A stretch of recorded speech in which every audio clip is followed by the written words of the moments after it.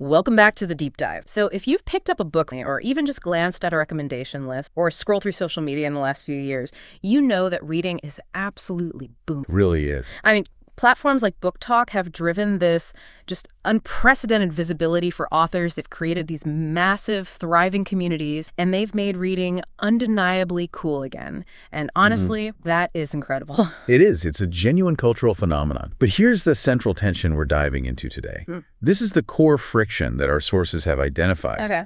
Has this wonderful, explosive cultural boom fundamentally shifted reading from a comforting, reflective, personal hobby into a demanding performance-based competition. Exactly. Our mission today is to take a stack of source material. We've got articles, reader essays, deep dive analyses into market trends, and really examine this new reading culture. We're looking specifically at how social media, these reading apps, and a reader demand for sheer volume are profoundly impacting the quality and structure of the stories being told. Right, especially within those huge commercially dominant genres like romance and romantasy. We're exploring the negative ramifications of this cultural shift. I mean, the insidious downsides for readers who now feel this intense pressure to read faster. And for authors. And the very real creative limitations this imposes on authors who are, just trying to make a living. The big overarching question we're tackling is why volume and speed, often measured in books per month, have quietly replaced depth, nuance, and genuine, lingering emotional engagement in so much of contemporary popular fiction. And as we move through this, we're going to be talking extensively about character archetypes, specifically the female main character, or FMC, and the male main character, the MMC, because the trends we're seeing in consumption are directly influencing the predictable templates that authors, feel forced to rely on. They really are. So let's unpack this cultural shift, because it's subtle, but it's so pervasive, it's changed the way millions approach books. You said it. Reading used to be such a quiet, personal act. Now we're seeing it transform from a personal pursuit into a competitive arena. Yeah. It's no longer about the book you're reading, it's about the number of books you've read. It feels like an Olympic sport where everyone is constantly tracking and broadcasting their stats. The evidence is everywhere online, and it creates this constant noise. It really does. Just think about the visibility of massive book hauls. Not just buying a few books, but stacks and stacks that visually signal, I have the capacity to consume all of this. Right. And then you have the endless, intimidating TBR to be read lists, which just become these monuments to tasks not yet completed. And the wrap-ups, the gigantic monthly or yearly wrap-ups where people proudly display finishing 20, 30, or even 50 books in a single month. And while that output is impressive on paper, it establishes a community standard that is, virtually unattainable for the average reader who's juggling work, family, and life. Our sources highlight this subtle but very real pressure this culture encourages. You must constantly read more, consume more, and always strive to keep up with the pace set by the online community. So if you only read 4 books last month, but your favorite book influencer read 40, you just feel inherently inadequate. Exactly. It's the visual performance of being a reader that has taken precedence over the actual solitary act of reading. And that pressure we're seeing isn't accidental or organic. No. It's being fueled by several major elements that are pushing reading into a state of competitive productivity. We can genuinely pinpoint the driving forces behind why this beloved leisure activity suddenly feels like high-pressure work. Okay, so let's break those down. The first, and certainly the most visible driver, is book talk, and we absolutely need to emphasize the positive here. Book talk has saved entire genres. It's boosted countless authors' careers. For sure. But the downside has to be acknowledged. It often actively promotes faster reading methods and volume maximization. That's fascinating. Can you give us specific examples of how that promotion worked, beyond just, sharing book covers? Certainly. It's embedded in the content formats and the language that's used. Think of the viral 24-hour readathons. Right. Or recommendation lists, explicitly titled things like books to binge in a single day to reach your reading goal. Or maybe even more common, the micro-review format that rewards focusing only on the trope hits, the specific romantic moment, specific fantasy battle, rather than the slow development of character or world building. So instead of appreciating the complex structure of a world, a reader is just searching for the spicy scene or the big plot twist they saw trending. Precisely. These trends are meant to be exciting and motivate community engagement, but they quickly shift reading from a leisurely, reflective hobby into yet another area where readers feel this relentless need to be productive. Reading is redefined as an achievement to be unlocked, a number to be hit, rather than a subjective emotional experience savored and reflected. Yeah, and that speed requirement immediately leads us to the second second culprit, which is the very apps we use to organize our love of reading Goodreads, Fables, Storygraph, and others. I use them too. They're fantastic for community and organization, but our sources show they introduce intense, quantified stress into a qualitative activity. They turn reading into a spreadsheet. Goodreads, for example, is famous for its yearly reading goal challenge. If you fall behind that self-imposed deadline, the app calculates and displays exactly how far behind you are. I hate that feature. Sometimes down to the number of pages you need to read today to catch up. That reading goal, while initially a source of good motivation, quickly morphs into a profound source of pressure. It completely flips the motivation. You start reading simply to hit a number or reduce the deficit rather than for the genuine enjoyment of the story in front of you. And the problem compounds because the apps also give us this unprecedented access to what everyone else is doing. You see your friends' updates every time they mark a book as finished. For the slow reader or someone wrestling with a prolonged reading slump, which is already frustrating enough, it becomes almost impossible not to constantly compare yourself to that relentless high-volume output. You look at your reading progress bar, then you look at everyone else's, and you feel the weight of not measuring up. Well, wait, I have to inject a counterpoint. Isn't it also true that for a vast number of people, the goal tracking on Goodreads is the only thing that keeps them reading consistently in a world full of distraction? How do the sources reconcile that genuine motivational benefit with the negative pressure? That is the core conflict. And the sources don't dismiss the motivation. They suggest the issue isn't the tracking itself, but the mindset we bring to it. Okay. If the tracking makes you feel obligated, anxious, or like you're performing a job, then the utility is lost. Many readers report that they end up choosing shorter, less complex books they don't even care about, just to check off the box and avoid the shame of being behind. So the apps are useful, but only if they don't become your new boss. Exactly. Which leads perfectly to the third culprit, which I think is perhaps the most destructive. And that is what the sources call the pervasive judging community. This is where the competition truly manifests as toxicity. This is the social consequence of performance culture. People start engaging in what's known as gatekeeping. They argue over who is actually a reader or whether a certain genre counts. Right. They police personal taste or act like their literary preference is somehow superior to everyone else's. It's the pressure to prove something. You have to prove you're serious, prove you're literary enough by reading classics, or conversely, prove you're not basic by only reading obscure indie fantasy. The environment becomes harsh. It becomes harsh, quickly making the space unwelcoming for those who read slowly, those who only like one genre, or those who simply don't have the time to read massive amounts. And that's the core fear that feeds the productivity loop. It is. Slow readers, or those with different, perhaps less popular tastes, start worrying about being judged not only for what they read, but now for the amount they read. This fear of judgment, not the genuine joy of exploring a story, becomes the new negative fuel for the pressure to keep up and consume more. When you connect this modern reading environment to the broader cultural trend of hustle culture, it makes perfect sense. We're applying that same grinding, productivity-obsessed mindset that dominates the professional world. The need for constant output, optimization, and quantifiable result to an activity that is fundamentally supposed to be peaceful, reflective, and non-commercial. That's the perfect analogy. Yeah. It's taking the pressure of having professional key performance indicators or KPIs and applying them to your weekend hobby. The focus quietly stops being about the emotional experience of reading itself. The feeling of being absorbed in a world becomes all about the metrics of books fin. Instead of being truly present with the book, many readers are focused on reaching the next arbitrary goal, checking off the next title, and moving on to the next one they can post about. Reading starts to feel like a performance, where you feel internal pressure to read the right books and have the right opinion, whatever that means, for that particular week's algorithm. So we've established that the pressure to read faster fundamentally impacts the readers. But the biggest revelation from our sources is how that consumer demand filters back and fundamentally changes the kind of stories that authors feel they have to write.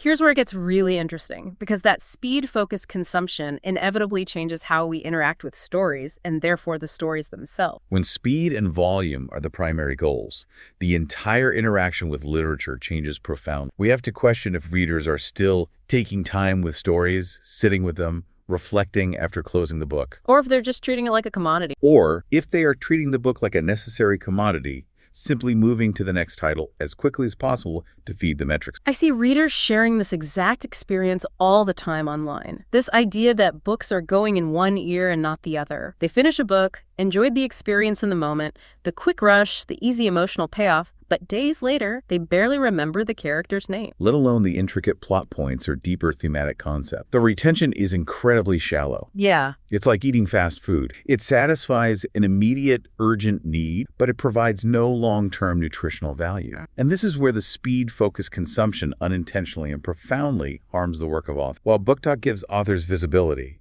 it's a punishing environment for those who craft stories intended to move the reader, challenge them, or inspire genuine, lasting thought. It must be genuinely demoralizing for an author who spent years crafting a nuanced narrative, carefully selecting every word and building complex subplots, only to hear, "It was a fun time filler, but I forgot everything about the book the second I closed." Their work is being treated as disposable content. Exactly. And that demand for speed has a direct limiting effect on the author's creative space, leading to a fundamental simplification of narrative structure and literary prose. The craft of writing itself begins to shift. How does that simplification manifest technically? As an audience that follows the topic, we need the technical breakdown. How does an author simplify their work to cater to faster consumption? It happens in several key ways, primarily related to pacing and syntax. Because readers prioritize speed, books that require time and attention naturally become less appealing. This includes narratives with complex, long-form prose, multi-layered metaphors, Or just slower pacing. or slower, deliberate pacing that allows atmosphere to build, or stories that tackle deeper, heavier topics requiring emotional investment. So the reader actively starts to avoid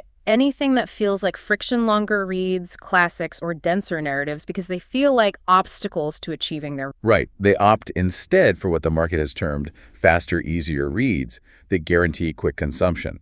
The pressure creates a bias towards simplicity. Exactly. Authors begin to feel compelled to simplify their writing to match this faster consumption model. This means, using predominantly short, choppy sentences, Lots of dialogue. relying solely on rapid-fire dialogue to move the plot forward, rather than internal monologue or reflective description, reducing complex subplots to keep the central A-plot moving swiftly. And limiting descriptive passages. And limiting descriptive passages, especially anything that doesn't directly relate to character appearance or immediate action. That makes perfect. If you know your reader is skimming or reading with one eye on their reading tracker, you're not going to spend 3 pages describing the moral dilemma a character faces or the historical context of a... No, you're not. You're going to get right to the action or the next piece of dialogue. It creates a dangerous feedback where depth is sacrificed for immediate, frictionless... A book that might have been deeply meaningful gets overlooked in favor of a quick win on track. This is the brain-off default. And while reading purely for entertainment is absolutely fine, we all need escapism, our sources suggest that the competitive pressure makes this turn your brain off approach the default mode of engagement, not an occasional choice. Right. It quietly disregards the inherent purpose of great stories, which is to move us, teach us, challenge our assumptions, or inspire us in unexpected ways. If every book is consumed simply as plot delivery and an immediate emotional hit, then we are conditioning ourselves to expect simplicity. It's not great for the author who spent considerable time crafting a nuanced story, and frankly, it's a disservice to us as readers if we treat every piece of literature as disposable content rather than something to be fully experienced and ruminated upon. The cultural shift towards speed, volume, and narrative simplification is now profoundly affecting the actual characters populating these romance and romantasy genres.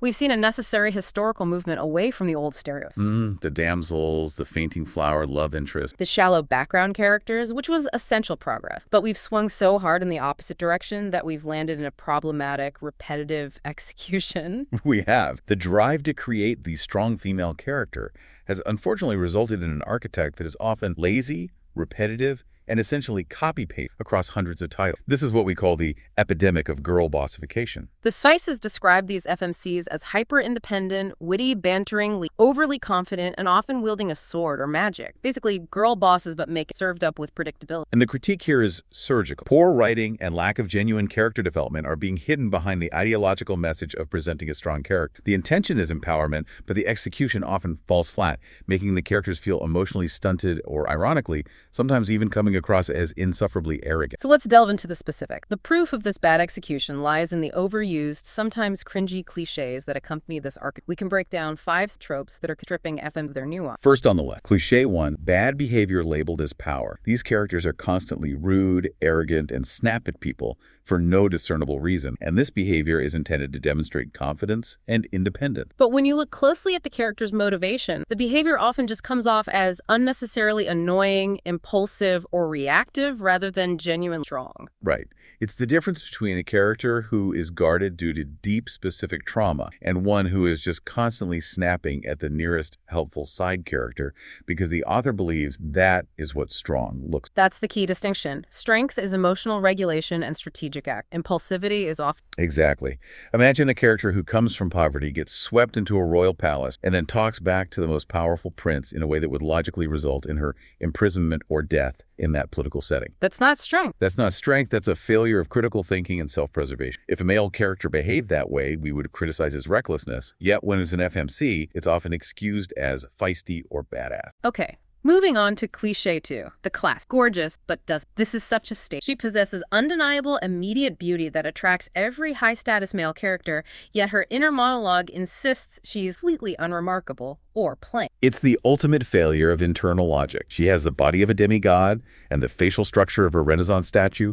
She's constantly getting propositioned by royalty, and yet she's still convinced she's a shy potato. She's saying no one ever notices me, or I'm not like those other girls, which is a clear device to make her seem humble. But the setup is toxic because she never actually comes to this realization herself. She's always waiting for the male lead to notice her and make her realize her own beauty, undermining her supposed independence. And making her self-worth reliant on the hero's gaze. Precisely. The third trope is rejecting femininity luxury. The character scoffs at traditionally nice things, dresses, fine jewelry, palaces, or courtly manners, to appear non-superficial or above it all. She claims to despise the wealthy life she's been forced into. This trope attempts to position her as empowered because she rejects the trappings of female superficiality. However, the sources point out that this resentment often disappears instantly the moment she falls for the male lead. Who is usually the wealthy prince or duke she claimed to despise moments ago? Exactly. It ends up feeling like a performative act. She is trying too hard to be not like other girls, subtly shaming other women who might enjoy fashion or luxury. It defines her strength not by what she is, but by what she rejects, specifically anything associated with traditional femininity. Which brings us to cliché 4. Lack of female solidarity. This is a major structural issue in many of these books. FMCs rarely have meaningful sustained. Right. If they have one friend, that friend is a single, often less developed background character who is immediately forgotten or sidelined the moment the main romantic or action quest. This is a crucial, subtle point about how strength is defined. It is. The FMC's journey emphasizes her uniqueness and superiority, which often inadvertently frames other women in the story, the ones who might wear dresses or enjoy a palette, as weak or superficial. So strength becomes defined by rejecting the female collective, which is a form of internalized misogyny dressed up as progress. True female empowerment should involve supporting, collaborating, and uplifting other women, recognizing that femininity itself is a spectrum of power, not an inherent. When the strongest woman in the book has no friend, it sends a troubling message about where strength. And finally, cliché 5, lack of vulnerability. The character avoids sharing her feelings, lashes out emotionally, or throws tantrums, often without any deeper established internal justification for being so good. Yeah, if the story took the time to show why she was guarded, why she felt she had to be so defensive, perhaps past betrayals or specific social conditions, she would be layered and realistic. But often, it's just presented as a default personality trait, and this lack of emotional depth makes her feel distant, empty, and frankly, extremely difficult to truly root for as a protagonist. So when we combine these 5 pervasive cliches, the problematic outcome is clear. It fundamentally undermines true empowerment by portraying femininity itself as... The characters are written to show strength only by adopting masculine traits, physical toughness, competitiveness, emotional stoicism. It's the essence of internalized misogyny dressed up as progress. Women do not need to mirror men. They don't need to adopt typically masculine characteristics to be powerful, and they don't need to reject their own emotional landscape to be a hero. Moreover, these FMCs create impossible standards. They're often too perfect in both appearance and ability. They lack relatable flaws. They show minimal personal growth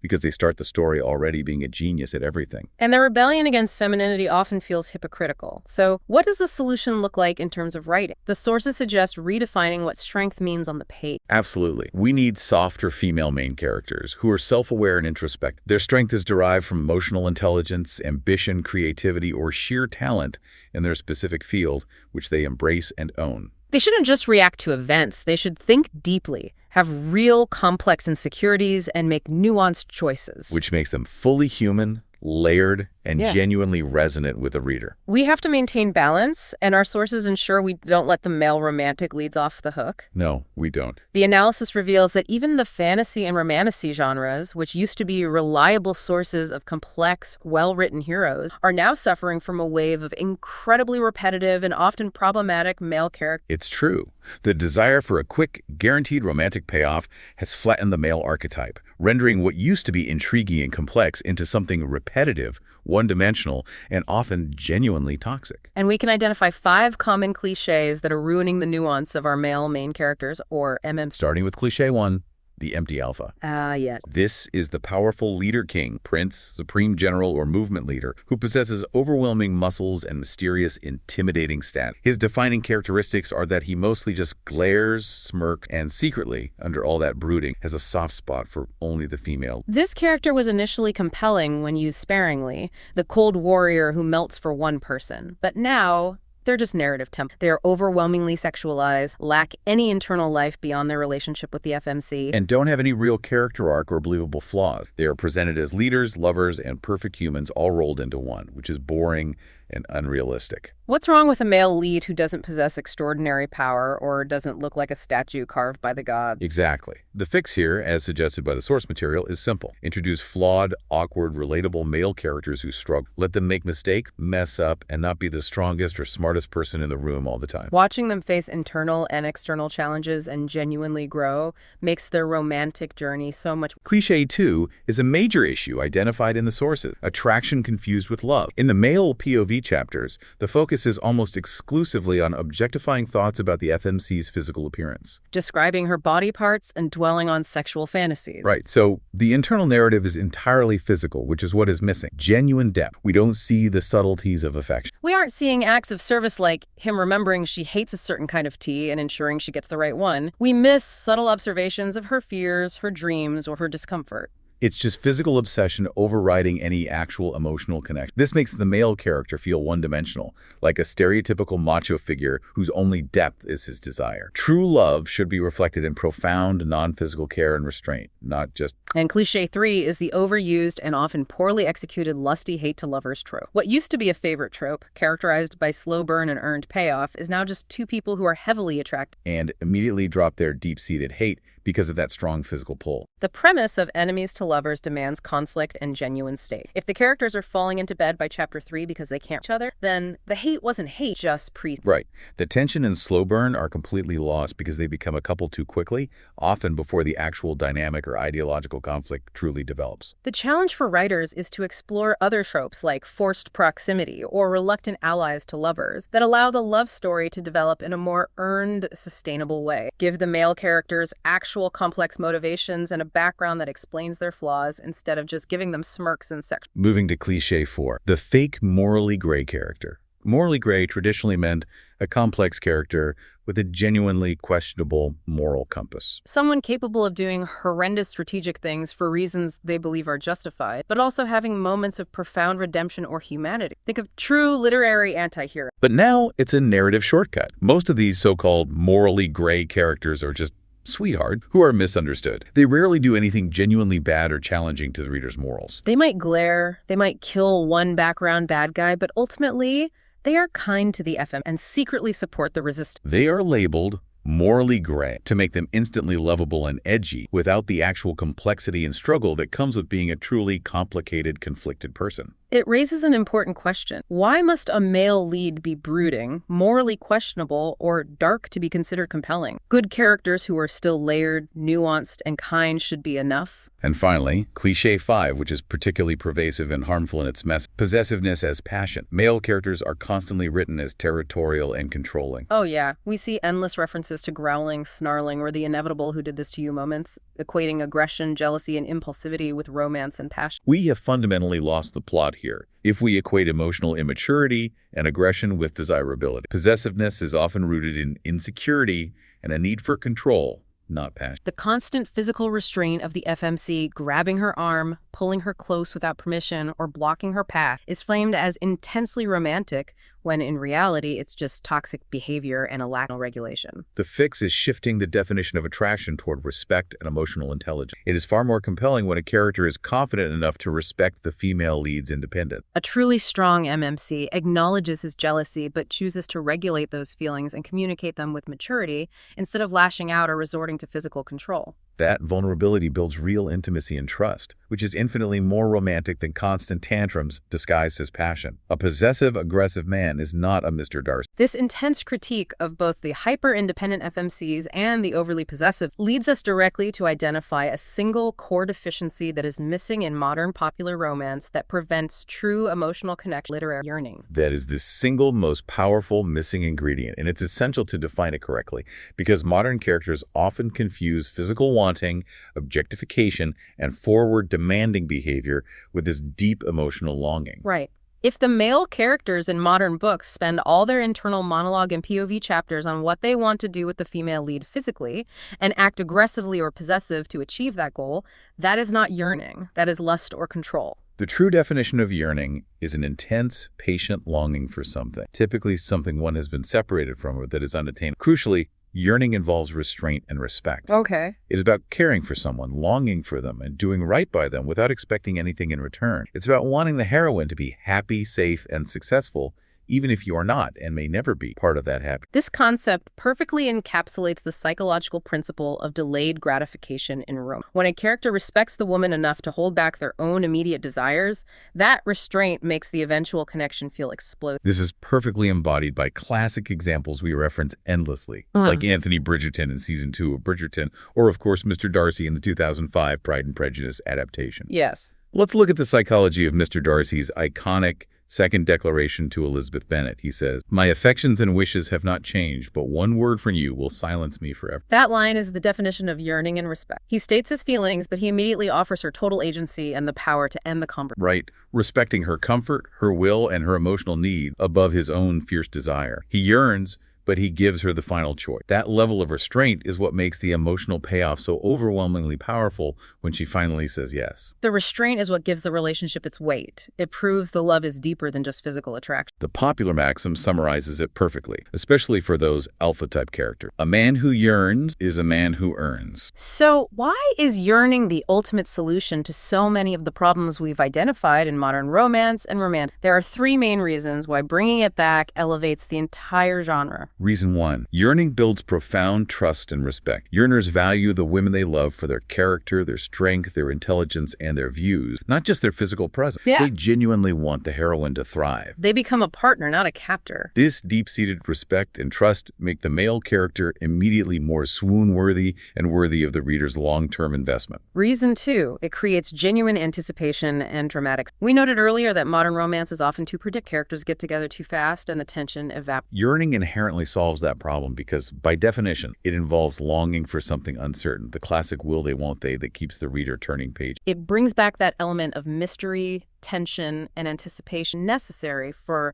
a compelling multi-book love. Especially in Romantasy, where the plots are complex, the love story needs stakes that go beyond immediate physical gratification. Yearning allows the story to follow a slow, deliberate journey where characters build genuine connection and grow alongside one another, making the relationship feel earned. And reason 3. Yearning enhances believability and emotional depth. When the depth of the relationship feels earned through that slow, respectful journey, the reader roots for them with far greater intensity. When yearning is present, every single interaction, every accidental touch, every fleeting glance feels charged with emotional significance because the characters are terrified of making the wrong move or jeopardizing the slow burn trust they are building. That's where the true lasting romance comes from. One single touch can keep them awake all night thinking about that moment, and that rumination shows deep emotional process.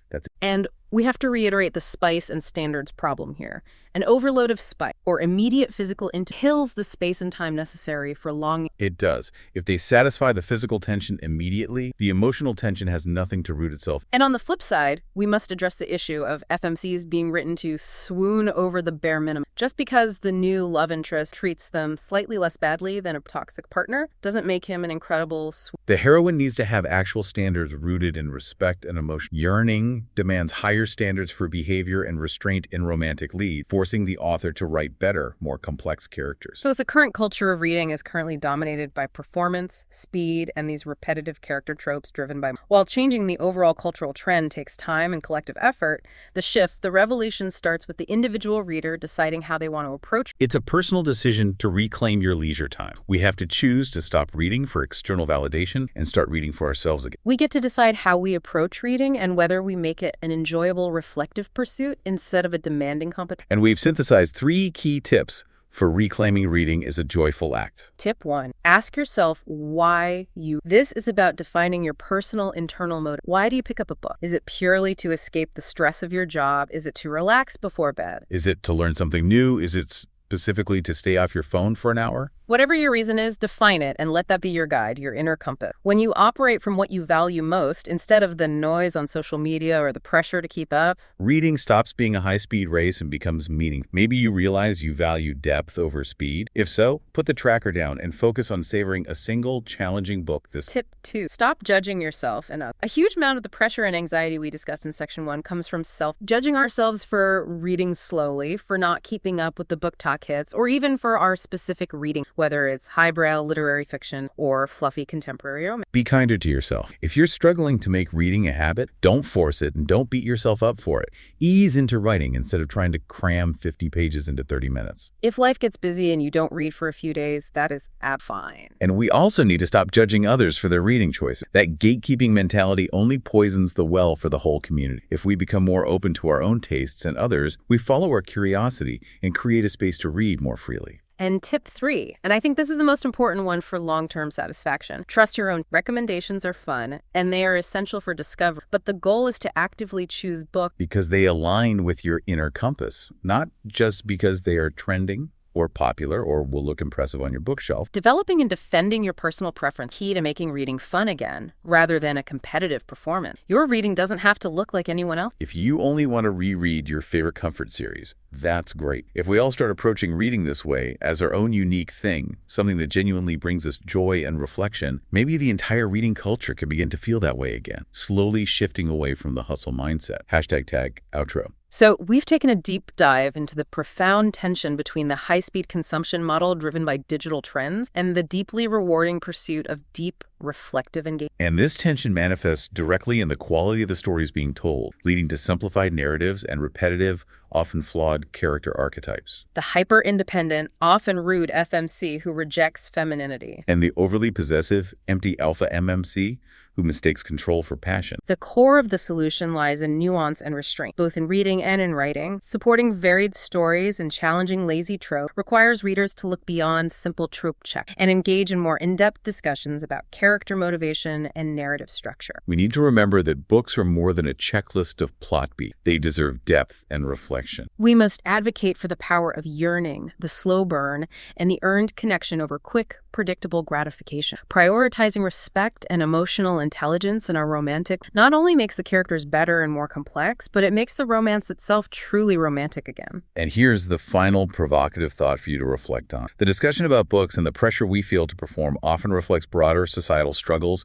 with productivity, performance, and defining what strength actually means in the modern world. If the pressure to be productive can infiltrate an activity as fundamentally peaceful, solitary, and personal as reading, what other areas of life, our hobbies, our personal connections, our moments of rest, are we inadvertently sacrificing for the sake of hitting numbers and seeking external validation? That is something worth mulling over the next time you pick up a book and intentionally decide to slow down. Thank you for joining us for this deep dive. We hope this gave you a new perspective on your reading habits and the stories. We'll meet you here again next